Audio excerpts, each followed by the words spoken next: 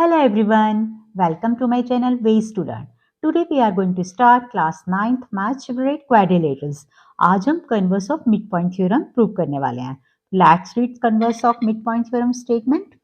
The line drawn through the midpoint of one side of a triangle parallel to another side bisect the third side.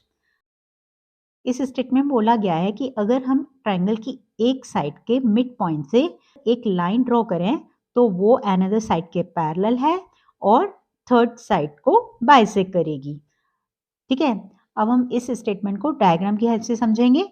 ये एक हमें triangle given है ABC जिसमें ई mid point है AB का. हम AB के मिड पॉइंट ई से एक लाइन ड्रॉ करते हैं जो कि एसी को एफ पर कट कर रही है, राइट. और ये जो लाइन ई एफ है वो पैरेलल है बीसी के, राइट.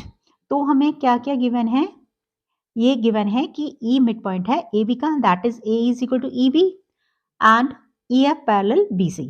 और हमें प्रूफ क्या करना है? प्रूफ करना है F is mid point of A C, that is हमें क्या प्रूफ करना पड़ेगा? A F is equal to C F, right. Question clear हो गया? तो हम गिवन में लिख लेते हैं. गिवन में क्या दिया हुआ है? गिवन में दिया हुआ है E is mid point of A B, that is A E is equal to B E, right. ये पार्ट इक्वल होगा क्योंकि ई मिड पॉइंट है, ये हमें गिवन है. एंड सेकंड पॉइंट हमें दिया हुआ है E F parallel B C. ये वाली जो लाइन सेगमेंट है ई एफ वो बी सी के पैरेलल है, तो लिखेंगे E F parallel to B C. ये दोनों चीज़ों में दी हुई है. हमें प्रूफ क्या करना है? प्रूफ करना है F is mid point of A C. तो इसके लिए हमें क्या प्रूफ करना पड़ेगा? A F is equal to C F. तो लिखेंगे A F is equal to C F. अब हम इसको प्रूफ करने के लिए A F is equal to C F को प्रूफ करने के लिए हमें एक कंस्ट्रक्शन बनानी पड़ेगी. ठीक है, जैसे हम मिड पॉइंट थ्योरम में किया था ना हमने, वैसे हम इधर भी कंस्ट्रक्शन करेंगे. तो ये एक सीधी लाइन ऐसे ड्रॉ करेंगे जो कि ए बी के पैरेलल होगी, राइट. हमने ई एफ को एक्सटेंड किया तो सी जी को ये डी पर कट कर दिया. क्लियर? हमने इतना कंस्ट्रक्शन किया. तो लिख लेते हैं कंस्ट्रक्शन. हमने सी जी को parallel to A B draw किया है, तो लिखेंगे C G parallel to A B and E F produce to D. हमने बढ़ाया जो कि सी जी को कट कर रहा है, राइट. इतना क्लियर हो गया? नाउ प्रूफ स्टार्ट करते हैं. हमने by construction A B parallel C G draw किया है, तो it means E B parallel C D होगा. ए बी का पार्ट है B E and C G का पार्ट है डी सी, तो E B parallel D C हो जाएगा. तो लिखेंगे A B parallel C G, A B parallel G C. ठीक है, बाय कंस्ट्रक्शन. हमने कंस्ट्रक्शन में ऐसे ड्रॉ किया है कि पैरेलल है ये दो लाइन. इट मीन्स क्या हो जाएगा? ये ए बी पैरेलल सी जी है, तो ए बी का जो पार्ट है B E and C G का पार्ट है डी सी, वो भी पैरेलल होंगे ना.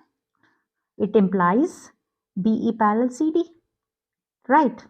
And E F parallel B C हमें क्वेश्चन के अंदर गिवन है, तो हम लिख लेते हैं E F parallel B C given, right. Now E F को हमने एक्सटेंड किया है डी तक, तो it means E D parallel B C होगा. तो लिख लेंगे it implies E D parallel B C. ठीक है, अब ये देखो B E parallel C D and E D parallel B C, तो ये अपोजिट साइड्स ऑफ क्वाड्रिलेटरल है, वो पैरेलल आ रही हैं. दोनों पेयर अपोजिट साइड्स के पैरेलल आ रहे हैं, तो इट मीन्स हमारा B C D E is parallelogram बन गया. तो लिखेंगे यहाँ इसको नंबर 1 दे देते हैं और इसको नंबर 2 दे देते हैं. लिखेंगे फ्रॉम 1 and 2 BCDE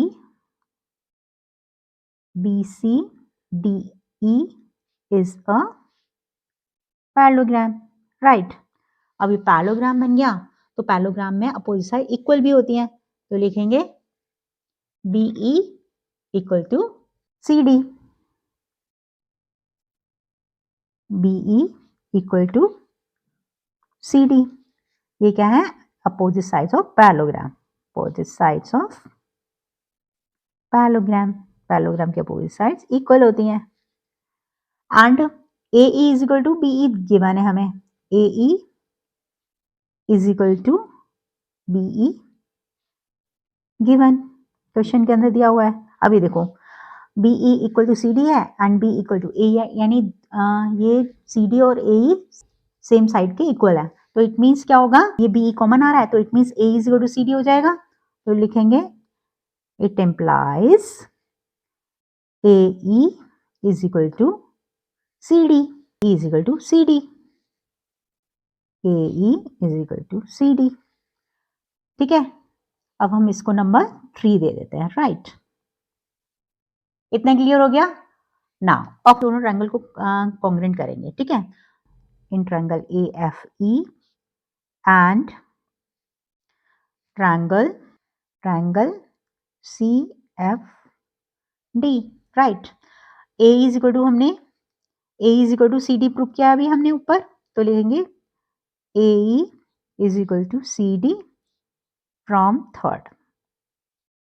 ठीक है, ये ए भी पैरेलल है जीसी और एक ये ट्रांसवर्सल है, इन दोनों पैरेलल लाइन को कट करते हुए जा रही है, तो it means angle 1 equal to angle 2 है, क्योंकि जब टू लाइंस को एक ट्रांसवर्सल कट करती है तो इंटीरियर ऑल्टरनेट एंगल इक्वल होते हैं। तो लिखेंगे angle 1 is equal to angle 2, reason interior alternate angle, यानी ऑल्टरनेट इंटीरियर एंगल।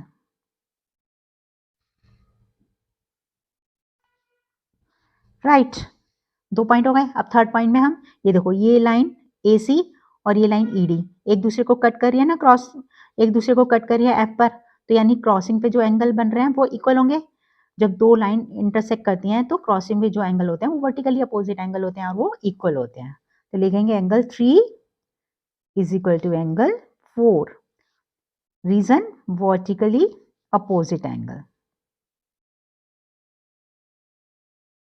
राइट, अब ये देखो इन दोनों ट्रायंगल के 3 पार्ट्स हमने इक्वल प्रूव कर दिए, इट मींस जो रिमेनिंग कॉरेस्पॉन्डिंग पार्ट है वो भी इक्वल हो जाएंगे बाय सिम्प्लिसिटी। तो पहले तो हम लिख देते हैं ये ट्रायंगल कॉन्ग्रुएंट हो गए दोनों, triangle AFE congruent triangle CFD। और बाय कौन से कॉन्ग्रुएंट रूल से हुए हैं ये, तो हमने क्या किया है, हमने ये वाली साइड इसके इक्वल प्रूफ किया है और ये वाला एंगल इसके इक्वल प्रूफ किया है और ये वाला एंगल इसके इक्वल प्रूफ किया है। तो ये हमारी साइड है, ये हमारा एंगल है और ये भी हमारा एंगल है, यानी AAS हो गया। तो लिखेंगे बाय AAS। ये दोनों ट्रायंगल कॉन्ग्रुएंट हो गए। जब दो ट्रायंगल कॉन्ग्रुएंट हो जाते हैं तो जो बाकी रिमेनिंग कॉरेस्पॉन्डिंग पार्ट्स हैं वो भी इक्वल हो जाते हैं बाय सिम्प्लिसिटी। तो हम सिम्प्लिसिटी में लिखेंगे AF is equal to CF। It employs AF is equal to CF by simplicity,